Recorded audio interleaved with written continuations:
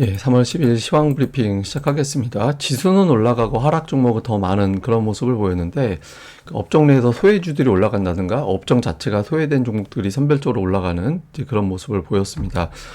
외국인 투자들 최근에 5일 중에서 4일 매도하면서 조금 수급이 좀 약해지는 이제 그런 모습들이 있는데, 뭐 그런 가운데 2차 전지, 반도체, 금융주, 이게 이제 시가총액이 어느 정도 되는 종목들이잖아요. 그러니까 이런 것들이 움직이면서 지수 자체는 이제 플러스로 이제 마감을 시키는 그런 힘을 보여줬습니다. 시장에서는 이제 첫 번째 이슈가 이제 CPI인데, 사실 CPI 앞두고 긴장감이 있을 수도 있었잖아요. 근데 이게 반영은 좀 됐다라고도 볼 수 있습니다. 왜냐하면 하락 종목이 더 많았다라는 건 투자자들이 지수 올라갈 때 참여를 안 했다라는 거고, 그거는 뭔가 좀 걸리는 게 있다. 근데 그 중에 하나가 CPI라는 거죠. 그러니까 일단 헤드라인은 전월 대비 0.4%, 전년 대비는 3.1 정도 예상하는데, 그러니까 지난달하고 비교했을 때 근원이 0.2%포인트 정도 내려갔을 거로 보여지긴 하는데, 전체적으로는 뭐 이렇게 지난달 대비 드라마틱하게 어떤 변화가 생기지는 않았을 것 같다. 그러니까 이 정도거든요. 그래서 뭐 긴장감이 높다라기보다는 일단 뭐 지켜보자. 예, 넘기고 나서 보자. 뭐 이런 어떤 신중함이 작동했던 것 같아요. 그래서 어쨌든 CPI는 엄청난 긴장도가 있는 상황보다는 넘어가자라는 건데, 근데 만약에 CPI가 나오게 되는데 이제 지표 자체가 되게 튀고 위아래로 튀게 돼서 금리를 확 올리는 형태가 돼버린다면, 기존에 강했던 종목들, 뭐 이런 종목들 중심으로 매수가 형성이 될 거고, 만약에 밑으로 뚝 떨어지면 소외된 종목군들이 또 강하게 발동 걸리는 그런 흐름이 나올 수 있거든요. 그래서 CPI에 대한 어떤 시나리오는 어느 정도 좀 예상을 해둘 필요는 있는 것 같습니다. 그 다음에 이제 미국에서도 최근에 이제 업종별 시속 게임 나타나고 있잖아요. 그러니까 강세 보이던 엔비디아가 이제 눌리고, 그 눌리고 있을 때 애플이 살짝 올라오고 테슬라가 내려가다가 그럼 우리도 올라가도 되나? 라고 해서 이제 올라오고. 그러니까 이제 근데 이게 왜 중요하냐면, 빠질 때 다 빠지는 흐름이 나오는 것보다 이렇게 이 종목이 못 갈 때 다른 것들이 반응하는 그런 움직임이 나와주면 투자자들이 이거는 하락장이 아니라 숨고르기 하는 거구나, 이렇게 판단을 하게 되거든요. 그래서 그러니까 미국 시장 흐름은 좀 다행인 것 같습니다. 근데 이게 세 가지가 다 일제히 다 밑으로 내려가면 좀 안 좋은 신호였거든요. 근데 일단은 조심스러운 가운데 그냥 쉬나 보다, 그러니까 이런 인식이 좀 되는 거고, 우리 증시 같은 경우도 오늘 코스피가 이제 과매도권 내려갔거든요. 근데 과매도 내려갔다라는 거는 제가 이제 그런 말씀 드렸잖아요. 그러니까 반등 시도하는 종목들이 좀 생긴다, 산발적으로. 이거는 반등 시도라는 거는 강한 종목이 올라가는 게 아니라 눌렸던 종목군들 중에서 상승 시도하는 종목들이 나타난다는 의미가 되거든요. 그래서 그러니까 실제로 보면 가장 대표적으로 눌린 게 2차 전지죠. 그러니까 에코프로비엠 이 종목들을 비롯해서 2차 전지주들이 올라오고, 또 반도체 내에서도 HBM, AI 반도체 이쪽으로 집중되다가 이제 그 외 종목군들, 뭐 유니셈, 유니테스트 뭐 등등의 종목군들, 뭐 며칠 전에는 원익 QNC 뭐 이런 종목군들이 움직임이 나왔었잖아요. 그리고 인터넷주 굉장히 많이 흘러내렸다가 밸류업 이슈 나오고 상대적으로 소외받았었는데, 이제 카카오 같은 종목도 이제 은근하게 좀 올라오는, 예, 그런 모습이 나왔죠. 그래서 소외주들이 이거 과매도권이니까 이제 좀 반등해 볼까, 이런 분위기가 좀 만들어진 게 특징이었습니다. 또 뉴스들도 어느 정도 뒷받침 되는데, 뭐 2차 전지 같은 건 뉴스들이 좀 많이 나오죠.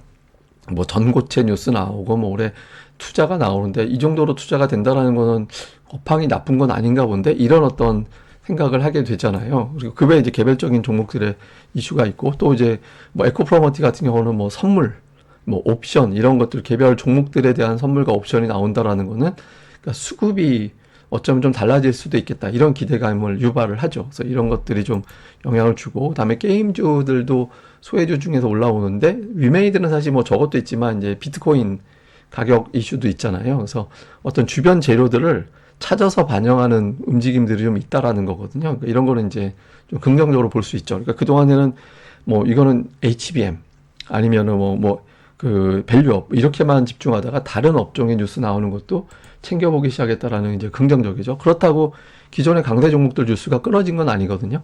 뭐 예를 들어서 하이닉스 같은 경우는 그 HBM 관련해 가지고 아마 추정을 해보면 엔비디아한테 선수금을 좀 받은 것 같다. 그 계약 부채가 잡혔는데, 계약 부채라는 거는 일단 나중에 물건을 넘겨줘야 되는 거니까 부채로 잡힙니다만, 이제 계약금 받은 거 얘기하는 거거든요. 그래서 갑자기 저렇게 많이 받은 거 봐서는 저 엔비디아 쪽에서 선수금으로 되게 많이 준 것 같은데, 뭐 이런 식의 추정이 되는 거죠. 그러니까 실적이 좋아지겠구나라는 기대치가 있죠. 그래서 뭐 재료가 기존 주도주들이 단절된 건 아니고, 이슈가 이제 조금 쉬어가는 상황에서 소외받았던 종목군들이 이제 틈새로 움직이는 거기 때문에 뭐 시장 자체가 그렇게 뭐 부정적으로 이제 사이클이 끝났다 뭐 이렇게 볼 정도의 상황은 아직은 아닌 것 같다 이렇게도 보이는 것 같습니다.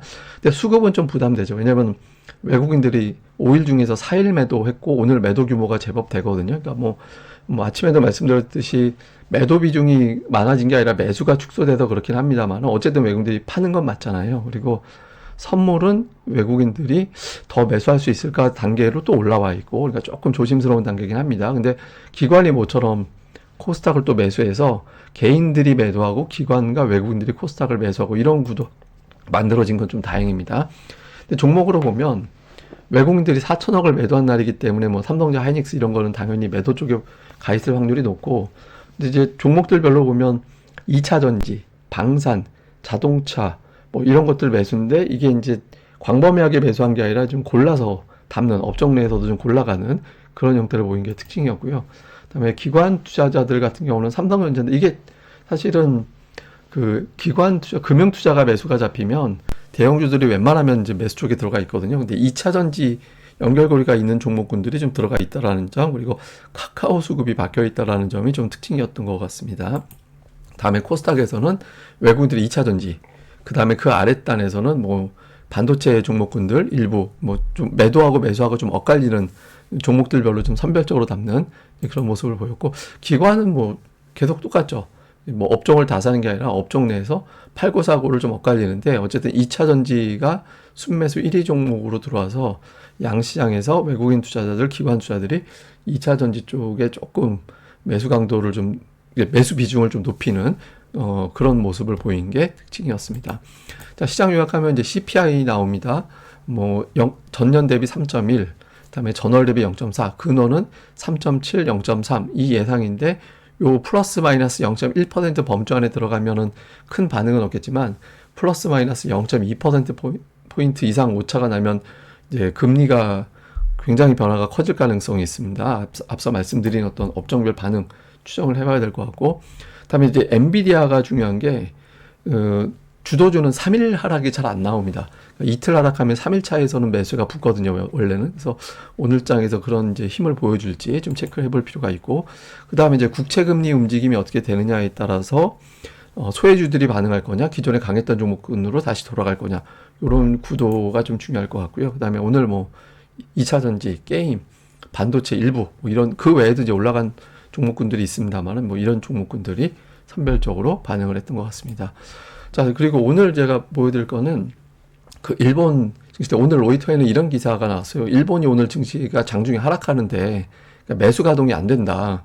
그래서 그러니까 일본은행이 일본 주식을 더 이상 안 사는 거 아닌가 이런 어떤 기사가 나온 게 있었거든요. 근데 이제 종가에서는 회복이 됐어요, 결과적으로. 근데 제가 이걸 왜 보여드리냐면 일본 같은 경우는 일본 밸류업 그리고 이제 또 하나는 일본 중앙은행이 적극적으로 주식을 담으면서 주가가 올라가는 그런 모습을 보였었잖아요. 근데 여기서 만약에 일본 은행이 이제 주식 매입을 중단한다라는 거는 지금 엄청나게 주식을 많이 갖고 있기 때문에 매도로 전환될 가능성도 있다라는 게 되고, 그러면 일본 증시에서 자금이 나오게 되고, 그러면 이제 그 자금이 예를 들어서 뭐 우리나라나 중국이나 뭐 하여튼 이런 곳으로 또 분산되는 그런 모습이 나올 수 있거든요. 너무 빠지면 또 환율의 변동성을 키우기 때문에 안 되지만 일본 증시가 더 이상 못 올라간다라면 매력도 면에서 안 오른 나라들 뭐 이런 쪽으로 넘어갈 수 있어서 일본 증시의 흐름이 어떻게 되는지도 향후에는 여러 가지 역학관계가 엮여 있으니까 또 살펴보시는 게 좋을 것 같습니다.